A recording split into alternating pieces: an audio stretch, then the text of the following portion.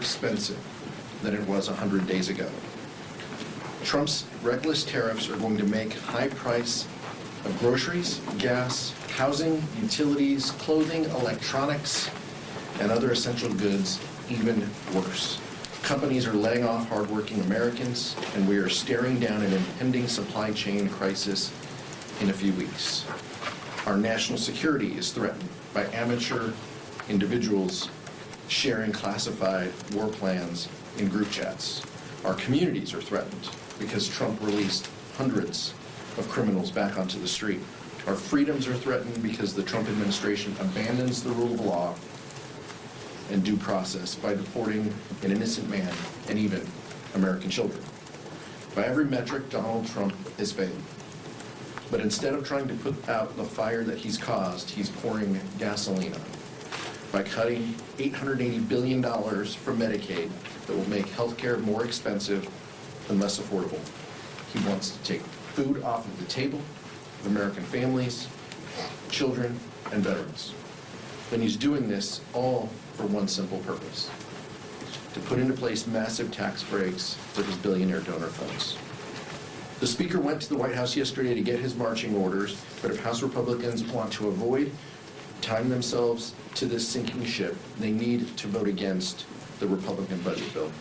You'll see House Democrats fighting back at every step of the way this week and next week as Republicans try to pass their dangerous and extreme budget. It's my privilege to introduce Vice Chair of the Democratic Caucus, Ted Lieu.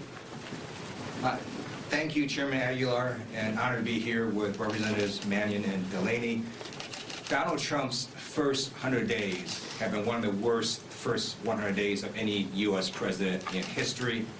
That's because his policies are harming America, and the American people have noticed. Multiple polls showed Trump's approval ratings plummeting. An Associated Press poll showed him at only 39% approval, 59% disapproval. And a recent Washington Post poll also shows him at only 39% approval, the lowest of any U.S. president in 80 years. One reason is because of tariffs. His indiscriminate tariffs have increased prices. I urge all of you to look at a statement from the International Longshore and Warehouse Union. They put out a statement saying that the tariffs are crushing the working class with higher prices. And what's even worse is we don't even understand the rationale for these tariffs, because the White House has put out two completely different rationales. One of them is we're imposing these indiscriminate tariffs to try to strike deals to go to a zero tariff situation with other countries and have more free trade, reduce trade barriers. And then you have Donald Trump saying over the weekend, I'm doing these tariffs to create an external revenue service, to use this as a permanent revenue source to take the money that consumers are paying and inject that into the federal government. Those are completely opposite rationales, and the White House can't even figure out why it's doing these tariffs.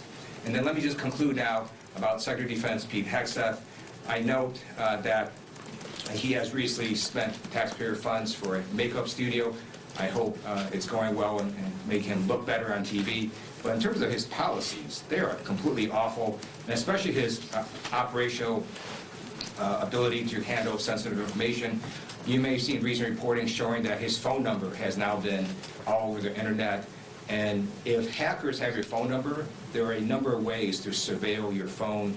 I asked reporters to look into whether he used his personal phone overseas. There is a hack called the SS7 attack. Stands for Stinging System number 7. I was part of an investigation a few years ago. It doesn't matter how great your phone is. It's because of telecommunications providers you use. There's a flaw in there that they can surveil your phone, and they can do that in the U.S. It's even worse overseas. So you all should check out whether Secretary Hegseth compromised his phone if he used it overseas. Well, that is my honor now to invite Representative Mannion to come speak to you. Before being in Congress, he was a public school teacher and a state senator from the great state of New York. Thank you, Vice Chair. Good morning, everybody. I'm John Mannion from Syracuse, New York. I'm a member of the Agriculture and Education and Workforce Committees, and I represent New York 22, Central New York and the Mohawk Valley. We're at 100 days into this second Trump administration, and what we've seen is chaos confusion, confrontation, and fear. We're witnessing an extraordinary assault on our Constitution, on our norms and our values, on our democracy, unlike what we've ever seen before, as we're watching in real time the dismantling of governmental guardrails.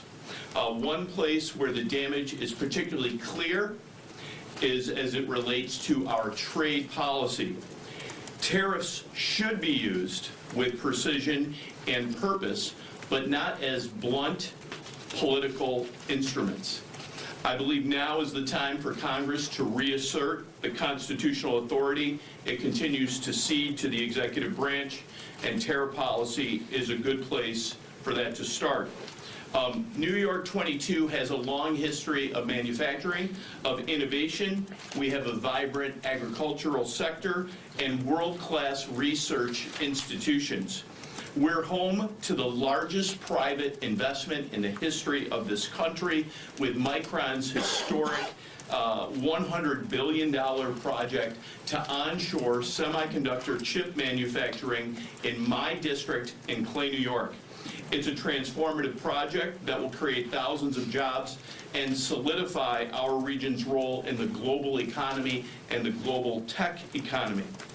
But just as importantly, it is about making sure that our national security and the resources that we use to preserve our national security is happening right here in our country. My district is a down-the-middle district. We have representatives at the state legislature and the counties that are both Republicans and Democrats. CHIPS and Science was a piece of legislation that required all levels of government from both parties and stakeholders and experts in the field to negotiate it, get it right, so that we can make sure that we put our national security at a premium and the emerging threats as it relates to supply chains. We had to address that. We did address it. It was done in the last Congress, and as a result, that project is moving forward.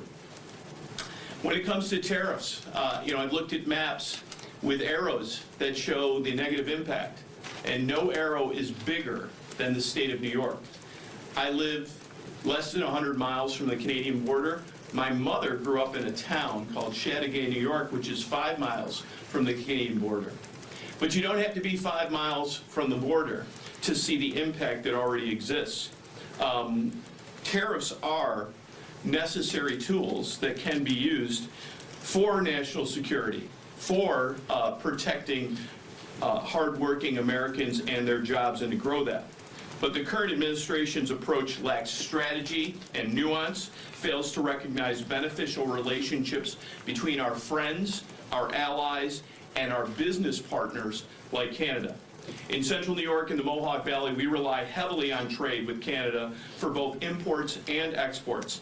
Sometimes a product's production crosses the border multiple times, sometimes within the same company, and still tariffs would be imposed on those pre-manufactured products.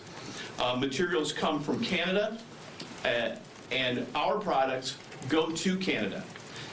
We have multiple industries that are being impacted in agriculture, lumber, metal production, as I mentioned, our building materials for an important plant that is coming into my district.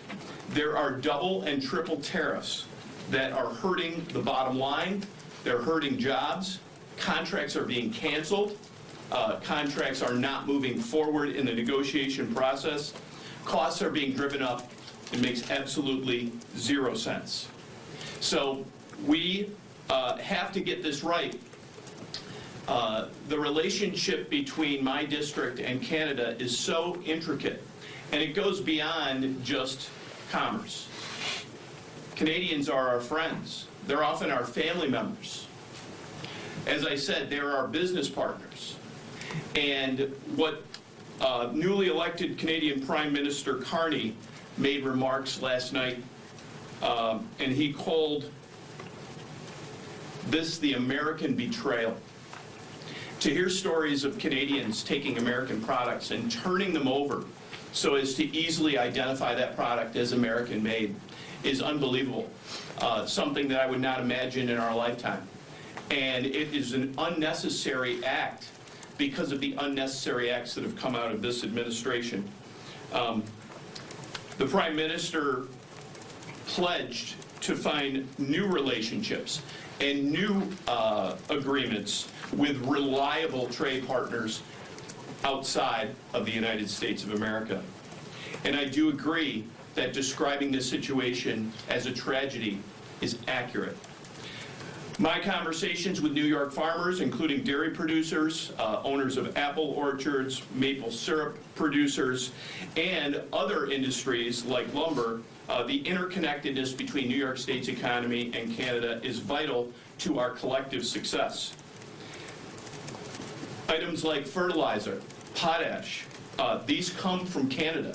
90% of our potassium, not just in central New York, but all across this country, comes from Canada. So we must use precision when it comes to our trade policy. Tariffs are basically a tax on American consumers and businesses, continues to drive up costs for essential items like groceries, fuel, agricultural supplies. Where I'm from, in central New York, we want policies that reflect the realities of our interconnected economy with our friend and ally, Canada.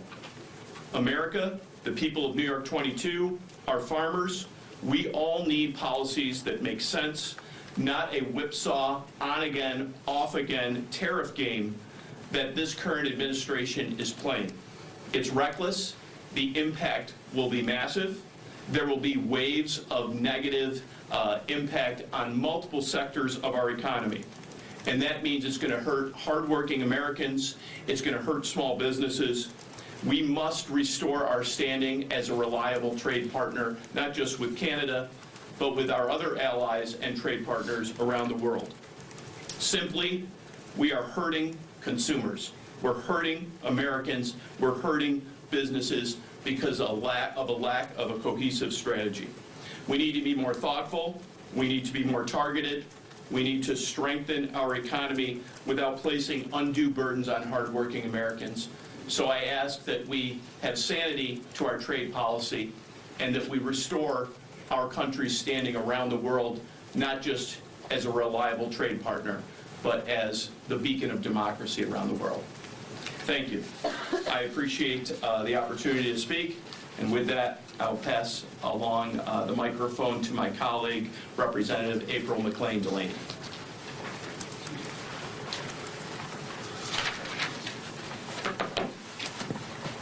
Good morning.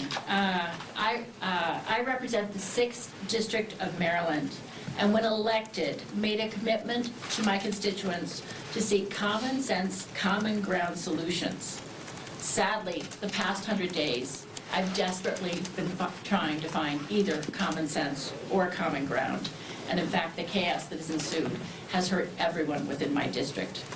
My district is as economically diverse as any district in the country. It starts not far from here in Montgomery County, where NIH researchers are curing cancer, and NIST employees are establishing parameters for AI innovation. And it goes all the way to beautiful Mountain and Western Maryland, where family farms are providing their bounty to our community, and it borders West Virginia and Pennsylvania. In my district, no one has escaped the harmful impact of Trump tariffs and isolation policy or his indiscriminate cuts to federal workers. I represent over 35,000 federal workers at agencies such as NIH, the National Institute of Cancer, NIST, our Fire Academy, and Fort Detrick. Farmers are very concerned about selling their crops because of tariff impacts, but also because of markets drying up. Markets they normally sold into, like through USAID or through SNAP programs. And cancer and innovation researchers and the surrounding biotech and tech private markets have been dealt a devastating blow from government cuts to both agencies and research and innovation engines. Small businesses and consultants are cratering because of lack of business. And this in turn is hurting everyday smaller businesses, markets, salons, sole proprietorships, who depend on spending in their community. And this includes tourism and business linked to our 7 national parks in this district. We are home to the CNO Canal, which gets as many visitors per year as Yellowstone. With respect to specific examples, last week I toured the Volvo factory in Hagerstown, Maryland, where they make Mack trucks. I was privileged to even get to drive one. They produce the engines and the axles for these vehicles and are pioneering some EV technology.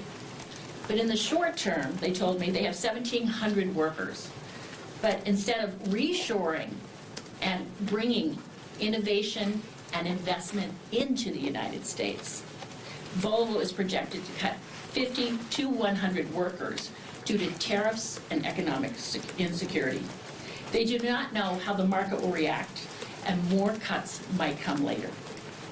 Moreover, I had met with each of my 5 county farm bureaus: Montgomery County, Frederick, Allegheny, Washington County, Garrett, and they're all concerned about crop market prices, SNAP, and reimbursement for investments they've made into their farms, which have not been reimbursed by government programs for which they were promised.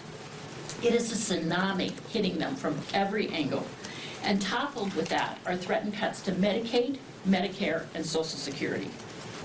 And of course, rural health clinics are really at risk in my district because of their dependence on Medicaid. These self-inflicted, nonsensical, penny-foolish and pound-foolish policies are impacting our economic security, our U.S. competitiveness, and our national security. Much more to say, innovation, and our trust internationally in the U.S. and the U.S. economy and our U.S. dollar. Having said the above, I stand ready to work on common sense, common ground solutions, and across the aisle to make a reality the things we all care about, including focusing on inflation, innovation, affordability, and fortifying our U.S. resilience, our U.S. competitiveness, and our national security. I thank you, and I look forward to taking any questions. I appreciate Representatives Delaney and Mannion sharing perspectives from their district with us. Questions? Michael? Good to see you, Chairman. Former President Trump told The Atlantic in an interview they published yesterday that he doesn't think Democrats have a leader or know what they're doing. Given your criticisms of the president's first 100 days, how do you respond to that, and do you see criticisms of the party lacking a leader as a challenge going into 2026? Not at all. Our strength of purpose and resolve is driven exactly by the constituents that Representatives Mannion and McLean Delaney are talking to. Our strength and our focus is on improving our communities in this country. And the chaos that we see from Donald Trump is not helping that. It's not helping the fact that he said he would lower costs on day one, the failed promises. This is just a deflection by the president for promises that he has been unable and unwilling to achieve. So it doesn't concern us that he wants to play politics because he can't deliver for the American public. Our focus is just that. We will continue to be guided by the strengths of our communities and the focus of our districts, lowering the costs that people are burdened by, increasing rents, increasing grocery costs, increasing costs of living. Those are the things that the American public is concerned about, and they don't see a leader in Donald Trump that is willing to do that. We're working every day, House Democrats, to lead with that example. We look forward to the opportunity when we have gavels so we can carry forward policy that does just that. Yes, sure. Democrats, we respond to American people. The American people are our bosses. Unlike many House Republicans who basically take direction from one person and completely flip their views just because Trump says something. Most Republicans are free traders. They would be aghast at indiscriminate tariffs, and now they remain silent just because Trump said it. Most Republicans understand Russia is a threat to the world and the United States, and many of them are now silent just because Trump has this bizarre relationship with Putin where he bends the knee to Putin. So Democrats operate differently. We're with the people of America. We're from the ground up. And that's why poll after poll now shows Donald Trump at only 39% approval, because American people don't like what one man is trying to do. Thank you. Riley? Now that Congressman Connolly is stepping aside on oversight, can you walk us through the process of replacing him? Will there be an election? What's the timeline? And would that be a caucus-wide vote? There's no vacancy in the Oversight Committee. First of all, Jerry Connolly has spent 30 years representing Northern Virginia. He is an amazing public servant who continues his work. We wish him the best. He's been incredibly honest and transparent about his battle with cancer. At this moment, as you mentioned, he will be stepping aside. We will be conducting ourselves in a way that he desires, that he and the committee desire, and that is for leadership to step up and help run the meetings as well. And we heard a presentation from Representative Lynch this morning on behalf of the Oversight Committee, but there's no vacancy at the committee. That's our position. Nick? I want to ask about, with the first 100 days, Leader Jeffries up here yesterday was talking about it being an all-hands-on-deck moment for Democrats. As you guys think about the next few weeks, can we expect to see more demonstrations like what we saw from Leader Jeffries on Sunday on the steps? Are you thinking of other, perhaps unorthodox forms of protest around here? There will be public displays where we have our perspectives heard, but just reflecting on Sunday, I thought it was great that Senator Booker and Leader Jeffries, two people of faith on a Sunday, sitting and talking about the dangerous and reckless behavior of this administration and how it is un-American and makes life difficult for members of our community. I thought it was organic and a good testament to the good trouble that they were trained under in John Lewis. And I think that House Democrats look forward to exercising our viewpoints, maybe creating a little bit of good trouble and making our perspectives heard, but doing it together as a caucus family. We'll be working with Senate leadership as well, and we'll have plenty to say as a group of moving forward in the next couple weeks. Yes, thank you. In the first 100 days, has the president done anything that rises to the level of impeachable offenses? What the president has done is sought to erode the fabric of our country by stoking chaos, fear, division. And this is not unlike behavior he has done in the past. But right now, we will deal with the tools in front of us and the policies that he and House Republicans have placed forward, which are reckless cuts to the healthcare system, to our supplemental nutrition that is relied on by women and children and families across this country. Those are the policies that we're going to push back against, and those are the items that the American public is paying attention to. Impeachment is at times a tool that can be used. This president is no stranger to that. He's been impeached twice, but we don't have any confidence that House and Senate Republicans would do their jobs, and so this is not an exercise that we're willing to undertake. Thank you, Chairman. Have you had any contact with Congressman Norcross since he's been hospitalized? Any indication of when he might return, or have you had any conversations? I haven't. I know other members of the leadership team have. I don't have any updates on him. Vice President Harris is making a speech tomorrow just around the 100-day mark. Anything you're looking out for in her speech? Anything you would like her to touch on?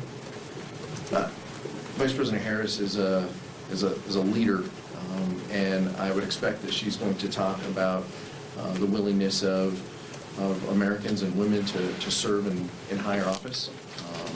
Her perspective is something that is sought after and and what she has experienced in the highest offices in the land to starting as a local DA, being a statewide office holder. I think she has a lot to share about her experiences in elected life, what lessons can be learned by others who are interested in taking that step. It is an incredibly difficult step, as our two new member colleagues understand. Taking on this burden of public service is such a blessing, and I think she has a lot to share that we could learn from. So I look forward to hearing the speech myself. Thank you. I'm curious, in these first 100 days, how does Democratic leadership feel like Trump's presidency has shaped the Democratic Party, and how far into the soul-searching process is the party?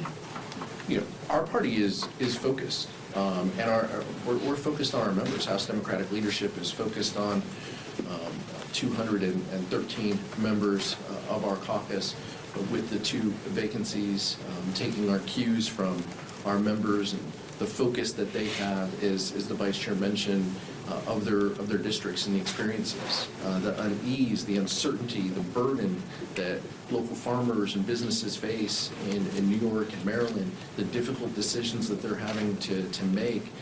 That guides our caucus. We feel that uncertainty, the uncertainty of seniors asking us in town halls whether Social Security is going to be there for them. Whether Donald Trump and House Republicans are going to make life more unaffordable for them and their kids and their grandkids. Those are the questions, and that is our focus. So we have the leadership team in place. Leader Jeffries is doing an amazing job, guided by the focus of our members and using our committees to push back against these terrible policies. We're going to continue that work ahead. But Donald Trump is also, I would say, a galvanizing force. It's something that unites us because of how dangerous and careless he acts, using the highest office in the land. Democrats are trying to help the American people not be hurt by Trump's harmful policies. I was talking to a small business owner. She makes plush toys. They're actually patriotic plush toys, represent different states and so on. And she had her shipment, they're made in China, and so the shipment was on the water, and then tariffs come in, and now all of a sudden she has to pay $40,000, $50,000 when they arrive in the United States. And those costs are passed on to consumers, but she's now come up with all of a sudden $40,000, $50,000 she never had before. And she would love to be able to make these toys in the United States, but guess what? She can't even get the materials here because America doesn't make the materials for plush toys. So you have a whole bunch of companies who, when they make products, they have all sorts of different components. And the White House just has a really stupid view of this. You can't just reshore something if that product relies on all these raw materials from other countries. It gets very, very complicated. They have this very simplistic version that you can just reshore these companies. Well, you can't do that. And because you can't do that, what's going to end up happening is just going to harm American companies and American consumers. And we just want the administration to get rid of these indiscriminate tariffs and put rationality back in the economy and lower prices. Last question. The House will vote today include language to block resolutions of inquiry until October. How does that hinder House Democrats' push back against Trump? This is a pretty similar line that the Speaker and Republican leadership have taken. They have used rules to turn off our ability to fight back against dangerous tariffs. They are opposed to bipartisan solutions that would make our voices heard to end these national emergencies that Donald Trump is using to raise prices of families in our districts. So this is a tool that the leadership has chosen to use and to put off future votes, put off opportunities for us to work in a bipartisan basis. I'm not surprised by it. This is something that they have done, and I would imagine will continue to do, because they are afraid that both Democrats and Republicans oppose their dangerous and reckless policies. Thank you. Thank you, Mr.